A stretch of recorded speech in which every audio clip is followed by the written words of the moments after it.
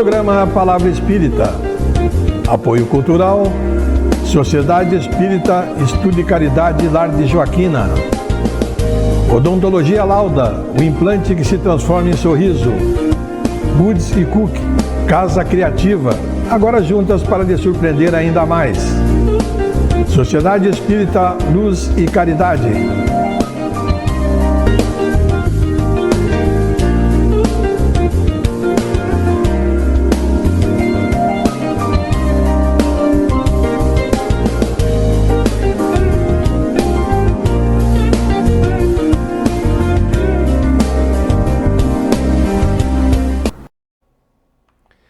Estamos iniciando pela TV Santa Maria mais um programa Palavra Espírita, agradecendo aos nossos apoiadores culturais, Sociedade Espírita Estudo e Caridade Lar de Joaquina, Odontologia Lauda, o implante que se transforma em sorriso, Goods e Cook, Casa Criativa, agora juntas para lhe surpreender ainda mais, e Sociedade Espírita Luz e Caridade, com endereço na rua João Schwetz, 181, no bairro Rossato, aqui em Santa Maria.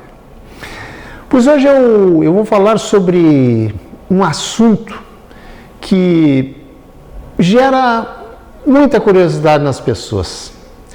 Aliás, eu procuro sempre trazer aqui assuntos que eu, pelo menos, imagino que as pessoas possam ter curiosidade sobre eles. Pois eu vou falar sobre o que acontece com o espírito após o desencarne, ou seja, depois da morte do corpo.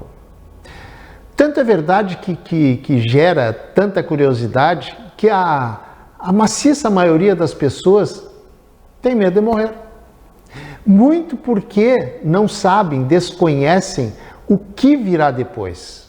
O que, na verdade, até não é de se estranhar, pois é perfeitamente normal a gente ter medo do desconhecido. Por isso, hoje eu vou falar exatamente sobre esse assunto. Ou seja, vou falar sobre o mundo espiritual, sobre esse desconhecido, como é e o que fazemos lá quando deixarmos o corpo aqui, ou seja, quando morrermos, quando desencarnarmos. Quem chega ao Espiritismo, ou lê algum livro, um artigo, ou assiste uma palestra, logo percebe algumas expressões ditas muitas e muitas vezes, como mundo espiritual, plano extrafísico e várias outras denominações. E todos esses termos são usados para definir a mesma coisa, ou seja, o mundo invisível aos nossos olhos de encarnados, ou seja, o mundo dos espíritos. Portanto, se você tem alguma curiosidade sobre isso, então não saia daí. Pois bem, quanto mais velho nós ficamos e mais conscientes de que um dia vamos morrer, é natural que em alguns momentos pensarmos o que existe lá do outro lado da vida. Aliás, de onde viemos e para onde vamos voltar. A propósito, e aqui só entre nós aqui, você que está me assistindo, alguma vez já não pensou sobre isso? Bem, com certeza, nem eu, nem você e nem ninguém vai para o céu e nem para o inferno, pois o céu e o inferno, eu já disse isso aqui algumas vezes, foram invenções criadas pelos homens para dominar pelo medo o próprio homem. E por incrível que possa parecer, conseguiram por séculos fazer as pessoas acreditarem nesse disparate. Já hoje, felizmente, essas crenças absurdas e totalmente desprovidas de lógica e absolutamente incompatíveis com a justiça e o amor de Deus para com os seus filhos, que somos todos nós, já não são mais unanimidades. Quando morrer, ou melhor, quando morre o corpo e viramos espíritos desencarnados, somos assistidos por amigos espirituais que nos prestam toda assistência, todo auxílio lá na outra dimensão. O que é certo é que ninguém fica largado lá do outro lado, ou seja, entregue a sua própria sorte. Claro que não. Então, para explicar isso, como diria Jack, vamos por partes. Nos primeiros momentos, após o desenlace do espírito do corpo, na transição da vida corporal para a vida espiritual, acontece um momento que Kardec chamou de perturbação, ou seja, o espírito experimenta, como eu diria, um certo torpor, uma certa confusão mental, digamos assim, que esse período pode ser curto ou mais longo, e que ele não sabe ao certo o que está lhe acontecendo. Dependendo, e isso é muito importante, do seu estado moral. Estado moral, eu quero dizer, é o seu nível de adiantamento espiritual. Repetindo, dependendo do seu estado moral, esses momentos de perturbação podem durar algumas horas e até mesmo bem mais do que isso, chegando, inclusive, em certos casos, até durar meses e até mesmo anos, como, por exemplo, em espíritos impregnados de maldade e muita materialidade, ou seja, espíritos ainda muito atrasados espiritualmente falando. Por isso que tudo vai depender do estado evolutivo do espírito. Mas digamos que o espírito desencarnante seja assim como nós, ou seja, normais, possuidores de defeitos a serem corrigidos, assim como todos nós, mas que não tenha a maldade impregnada na sua essência. E como é que, em geral, despertam esses espíritos? Bem, esse despertar apresenta muitas variantes. Vou pegar um exemplo, que é quando o despertar se dá, digamos, em uma casa semelhante ao que nós conhecemos aqui como casa de repouso ou como um hospital, por exemplo. Independente do nome que quisermos dar, é um local adequado para a recuperação de alguém que deixou o ambiente em que vivia e passou a viver em um outro ambiente, em uma outra atmosfera, em uma outra realidade. Quem viu o despertar do André Luiz no filme Nosso Lar vai ter uma ideia melhor do que eu estou falando. Não raro, quando acontece o despertar, devido aos cuidados que o espírito recebe, é normal que ele, o espírito, pensar que se encontra ainda no mundo material, pois ele se enxerga exatamente como ele se via antes, com pernas, braços, mãos, até ser, de forma adequada, ser esclarecido da sua nova realidade. Inclusive, pode receber visita de espíritos amigos ou parentes seus que já desencarnaram.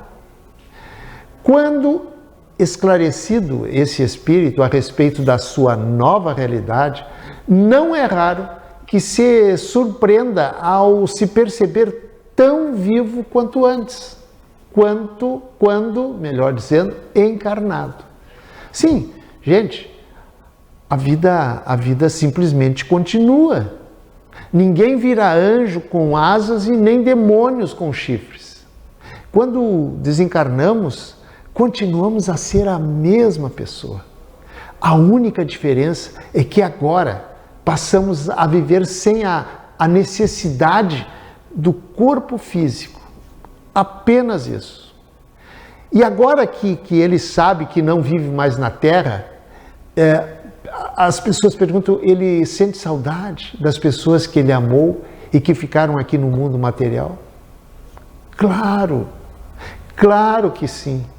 Porém, a partir do seu esclarecimento, em que ele compreende a sua nova realidade, após refeito e esclarecido sobre a sua nova realidade, os espíritos trabalham estudam, pesquisam e começam a se preparar para uma nova descida na carne, ou seja, uma nova encarnação. Assim como ele sente saudade dos seus familiares, ele também sente saudade das coisas que ele deixou aqui na Terra. E a resposta é: depende. Depende do quê? Depende, como sempre, do seu grau de adiantamento, da sua evolução espiritual. Se ele é um espírito atrasado, espiritualmente falando, ele vai sentir falta, sim. Porém, se um pouco mais evoluído, ele vai perceber que o que deixamos aqui no mundo material são as coisas próprias do mundo material e que nos serviram para o bem ou para o mal apenas enquanto estávamos aqui encarnados. Ponto. O que nós carregamos conosco, ao invés dos bens materiais, o que nós carregamos, levamos juntos para a nova dimensão, são os nossos sentimentos. Também os bons e os ruins. Gente, nós continuamos sendo, como eu disse antes, nós mesmos. Não nos tornamos nem anjos e nem demônios, e nem nos tornamos santos. Ainda que na Terra possam nos elevar a essa categoria, achando que passamos a ter capacidade de fazer milagres. Não, continuamos nós mesmos. Pois a partir dessa nova etapa, como eu disse, agora já esclarecidos e inseridos no novo contexto da vida, começa a preparação para uma nova vinda, para uma nova encarnação nesta escola planetária chamada Planeta Terra. Esse processo, ao contrário do que podemos pensar, não acontece do dia para a noite, como se diz. Claro que não. Essa preparação pode levar anos e até décadas. Nada é feito com pressa. Afinal, somos espíritos imortais. Essa preparação precisa ser muito bem feita para que o espírito futuro, reencarnante, possa se preparar muito bem para obter um maior nível de sucesso na sua futura empreitada, na sua futura encarnação. Nesse período, ele trabalha, sim, lá tem trabalho. Ele estuda, ele pesquisa, ele ajuda. Claro que tudo de acordo com as suas possibilidades. Enfim, ele leva uma vida tão normal quanto nós aqui, os chamados vivos. Nessa preparação, se descortina para ele, claro que orientado por espíritos amigos, onde ele precisa melhorar, o que ele precisa corrigir. Toma consciência dos erros cometidos na encarnação que terminou, por quais provas precisa passar e toda uma gama de informações para a sua evolução. A reencarnação é sempre precedida de um planejamento muito minucioso, de modo que ninguém fique entregue à sua própria sorte. E isso inclui calcado em motivos muito importantes, as razões por que alguém nasce neste ou naquele país, nesta ou naquela cidade, nesta ou naquela família, tem como progenitores este pai ou aquela mãe, e terá na sua vida esta ou aquela dificuldade, esta ou aquela doença, mesmo que depois encarnado pelas bênçãos do esquecimento, não saibamos identificar as razões por que viemos ao mundo do jeito que nós viemos. Gente, a reencarnação é um processo dado ao espírito em evolução, a fim de desenvolver as suas aptidões inatas nos dadas por Deus. As etapas a serem vividas na matéria, ou seja, nessa vida que nós conhecemos, são previamente muito bem pensadas, digamos assim, e planejadas de acordo com o estado evolutivo de cada um, de acordo com o seu merecimento, de acordo com as suas necessidades individuais e também de acordo com as suas capacidades. Aliás, tem um ditado muito popular que diz o seguinte: Deus não nos dá um fardo maior do que possamos carregar. Pois é exatamente assim. Nossas provas serão condizentes com a nossa capacidade de enfrentá-las e vencê-las. Agora, vou falar um pouquinho sobre esse tal de planejamento reencarnatório. O que é isso? É o seguinte: antes de reencarnar, a equipe espiritual, que não é errado chamar de equipe multidisciplinar, encarregada da reencarnação, elabora, como já falei, volto a repetir, um planejamento, ou seja, um projeto reencarnatório, onde constam as necessidades de aprendizado do espírito reencarnante. Ao contrário do que se possa imaginar, a preparação de uma reencarnação envolve um conjunto de procedimentos muito cuidadosos e particular para cada espírito reencarnante. É nesta fase que é estabelecido o que vai caracterizar a reencarnação de cada pessoa. E quando são definidas as provas pelas quais um tem de passar, claro que tudo de acordo com as necessidades específicas da nova vida de cada um. É importante lembrar que o espírito reencarnante, dependendo da sua condição evolutiva, isso é muito importante, ele poderá sim participar da construção também do seu planejamento reencarnatório, sugerindo e até mesmo pedindo para enfrentar determinadas provas. Ah, e outra coisa, nesse planejamento constam apenas os gêneros das provas. As particularidades correm por conta do nosso livre-arbítrio.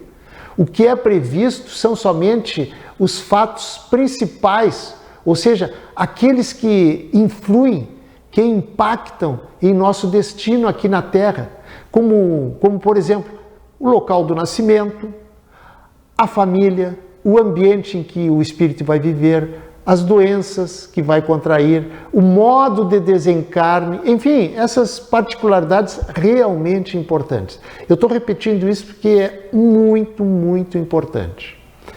O restante, ou seja, o que vou fazer da minha vida, como que eu vou agir, se vou ser bom ou se vou ser ruim, se eu vou gostar disso ou daquilo, se eu vou escolher este ou aquele caminho e tantas outras coisas, isso vai ficar por conta da minha vontade, porque isso faz parte da minha total, vejam bem, eu disse total liberdade de escolha através do meu livre-arbítrio.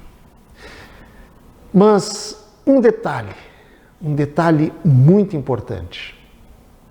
Toda moeda tem dois lados. Se um lado dela, neste caso, chama-se liberdade, para fazer o que eu quiser, o outro lado, ou seja, o outro lado da moeda, chama-se responsabilidade, que significa dizer que serei responsável perante as leis divinas por tudo que eu fizer de bom e de ruim com a minha liberdade. A outra coisa, você sabe por que escorregamos, digamos assim, em nossas atitudes?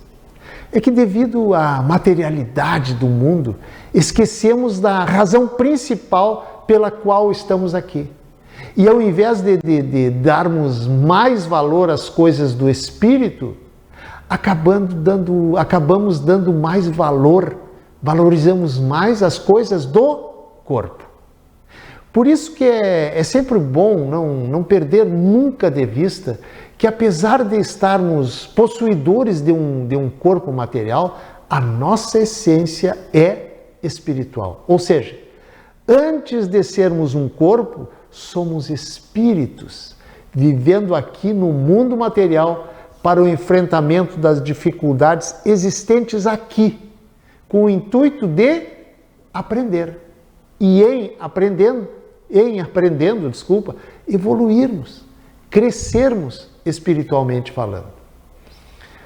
Gente, eu já falei aqui outras vezes, repito agora. Estamos aqui porque é aqui neste mundo de dificuldades que existem os gatilhos que fazem aflorar em nós os nossos defeitos. E vivenciando e enfrentando esses problemas e essas dificuldades ao longo da vida, que vamos adquirindo, mais experiência. E por via de consequência, vamos melhorando nossas atitudes e evoluindo e crescendo como espíritos. Não é assim que nós aprendemos nos bancos escolares as matérias mais difíceis, como, por exemplo, química, física, matemática? Não é enfrentando as dificuldades que os seus problemas nos oferecem que nós aprendemos? Pois assim é na vida também. É claro que as provas, exatamente por serem provas, vão exigir do espírito determinado esforço para vivê-las e enfrentá-las adequadamente.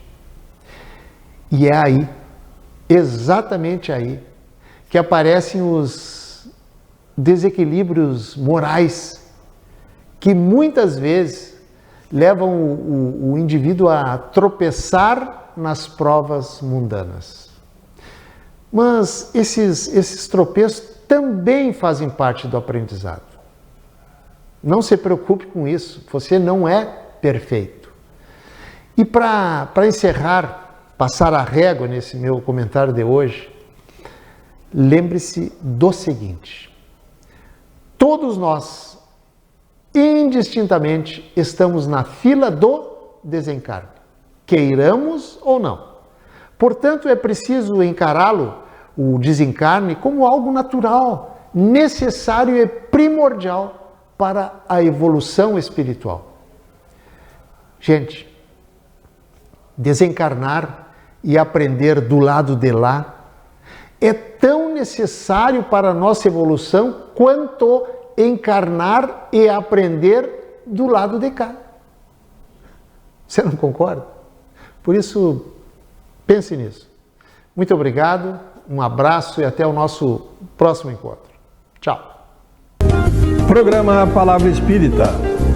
Apoio Cultural, Sociedade Espírita Estudo e Caridade Lar de Joaquina. Odontologia Lauda, o implante que se transforma em sorriso. Goods e Cook, Casa Criativa, agora juntas para lhe surpreender ainda mais.